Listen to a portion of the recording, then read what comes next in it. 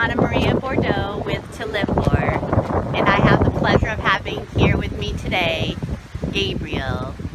He is here at Leaping Lizards in Freeport at the fair, and he's here from Westminster West, Vermont. And he has his own business called Moonchild. He's a crystal merchant and wholesale retail in crystal. He is also a clairvoyant, psychic, and a medium. Oh my goodness. Thank you, Reverend Gabriel Jacob Godwyne, for being here. So, what makes you so happy?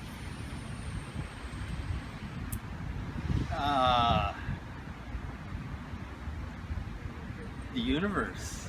God got us great spirit. Joy is the natural state of being. When you get rid of everything else, that's what you come down to. And acceptance. Gratitude and acceptance. That's the way that I live. That's really beautiful. Took a long time and a lot of work. And getting out of my head and into my heart and my gut.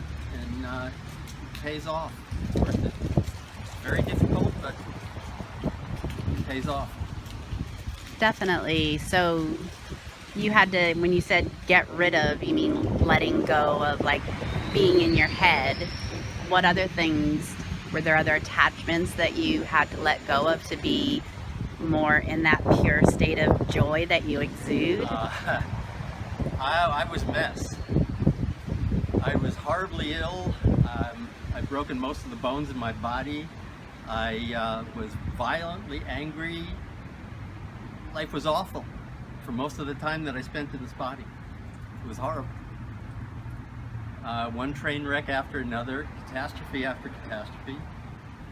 So eventually everyone has to come to a point in life, and hopefully periodically, where you evaluate your behaviors and determine the cost. And you determine whether it's worth what it's costing you in your life. So after enough catastrophes and failed marriages and everything else, and accidents and broken bones and fights, I came down to a point where I said, this isn't working, and the same thing keeps happening, and it's got to be about me. How did you transform?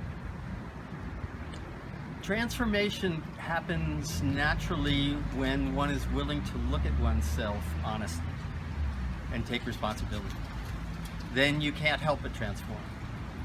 When you determine that a behavior is too costly in your life to continue, then it falls away. Everything happens when a person is willing to take an honest look at themselves and to be accepting about everything, and to take responsibility for their actions and their feelings. And if you can do that, if you can come to a point where you can just look at yourself honestly, then you're on your way to transformation. It'll be a natural process. It's an evolution. And everything evolves. All you have to do is last long. Is your body feeling better? It's way better than it was. Good. Way better than it was. I still put up a lot of pain, but I don't care. I'm having a really good time. I'm enjoying my life very much, and I do exactly what I want, when I want, where I want, with whom I want. I love that. So I've got nothing to complain about, and I never do pharmaceutical drugs of any kind, and I never go to doctors. I haven't been to a doctor in 35 years. So I don't dwell on any of these things. I'm not in my head anymore, so I don't go over and over what hurts or what doesn't or anything. And was it when you were totally honest with yourself and willing to really accept your vulnerabilities and the difficult things, and those layers began to peel off? Was it after that and during that evolution that you found your gifts? that you share with the world now? I was aware of my gifts in childhood, but I'm not fully aware until this last 17-year period, during which a lot of the most growth happened.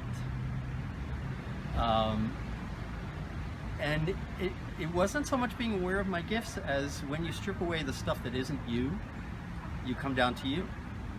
And you'll find, you can call them gifts or talents or whatever you want, but it's innate abilities that are present in every being. It's our birthright. Don't you think sometimes as we grow and evolve through adolescence and early adulthood and so on, don't you think we have to try different things on for size, almost like an outfit, and well, that doesn't look good on me, that doesn't look like me, that doesn't feel good on me. Sometimes something might work for someone, but it doesn't for us. Absolutely. Life is an experiment. So you try whatever you can try. I mean, it's all energy and it's here forever, so no harm can be done. Nothing is ever lost. You can't create or destroy energy, so it pays to try everything you can try. And when you stay in touch with your feelings, you have a moral compass that tells you right and wrong. And what feels good, you do, and what doesn't feel good, you don't do. To really listen and abide by our conscience. That's how I define true spirituality. And that's by connecting with the universe and finding how you're part of the universe. And that's when you get all the information to the stuff that we're talking about now.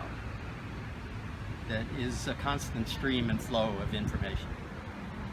And you trust your discernment that you find in your heart and your gut. And that'll steer you in the right direction always. And living by the golden rule, you know.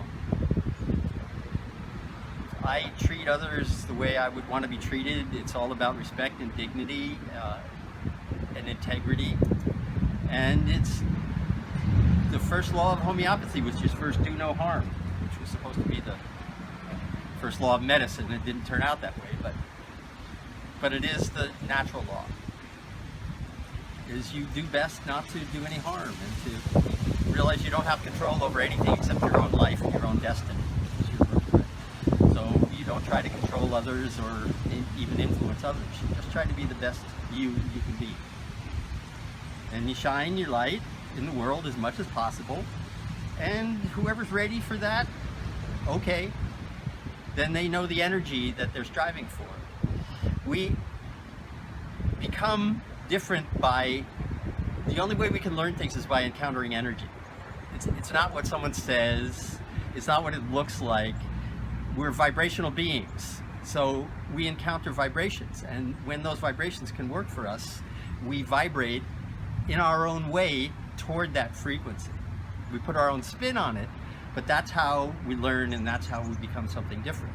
So if you become the best you can be, you'll be a certain vibration, and people will find that nice to be around, and they'll admire that, and they can emulate that vibration, but with their own uniqueness. Right, when we surround ourselves, who and what we choose to relate to does relate to the quality and character of our lives. And I do believe that, you know, even in a partnership, those two people, part of that agreement is helping to raise each other up if both are accepting and willing to do their work. But in close partnership relationships, work relationships, friendships, you can raise each other up. And I believe when we can keep our energy and our vibration high, like you said, that gives just a wonderful role model, even just by your presence, for other people to emulate that, to be more in that state of grace and peace and love.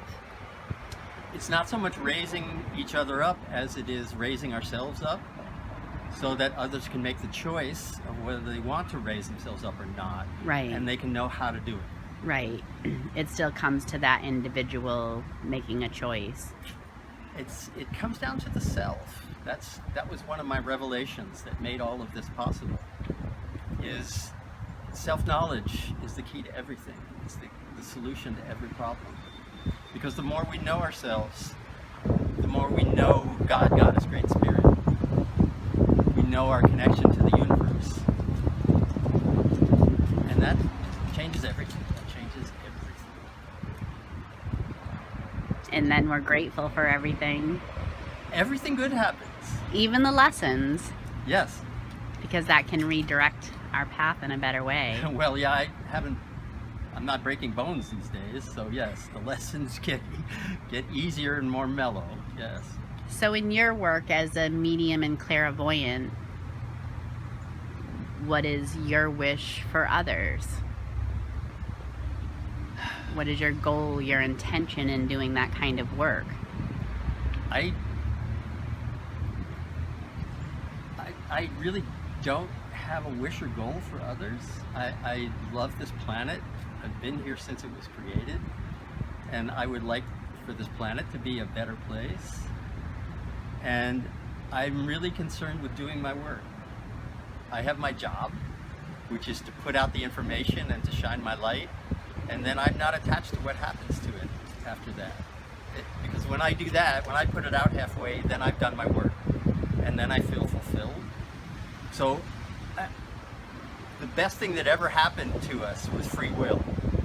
So no matter what bizarre choices others make, I'm just glad that everyone has free will. So I just try to provide an example and information on how to make this world a better place, a healthier place. Definitely.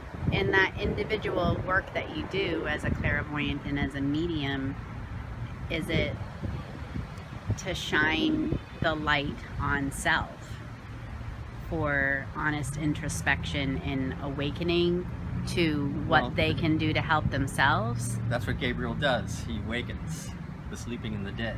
That's what the horn is about. That's my purpose.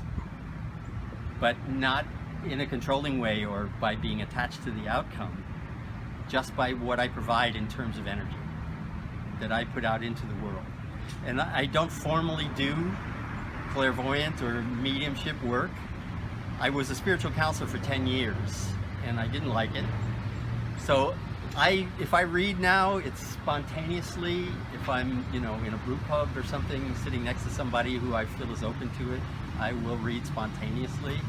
And that's the way I do that work now. But I don't take money for it, and I don't make hours or times for it. I don't do it formally in any way at all anymore. When you want, when you feel called to. Yep. Like everything else. Yes. In the divine flow. Yes. When it's fun. So nice to meet you, Gabriel. Thank you. So nice to meet you. I'm going to run around and give you a hug. Oh boy, the best part of it.